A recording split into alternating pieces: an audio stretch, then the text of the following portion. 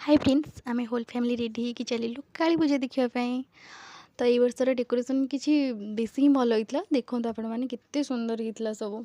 तो यहाँ था अशोक दास काली पाखर बाहर डेकोरेशनटा देखो केते सुंदर हो बहुत ही सुंदर लगुला।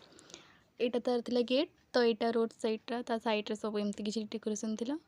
तो तापर यहाँ था भितर व्यू किसी एमती थिला बहुत ही सुंदर लगुला।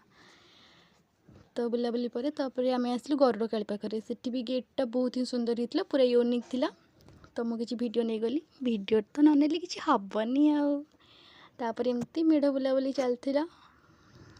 देन तापर मत भोक लगी बहुत जोशे पलि आसलु आम टे लंका चप आ कटलेट खावाई खाईदे कि डिनर भी करदेलु मु नान चिली कोबी चिली पनीर चना मसला खाई। तापर आम आज ये कौन कथा जानी दांत देखुलु खाली। तापर आसलु आम गरियापुर गेट देखापी बहुत ही सुंदर होता।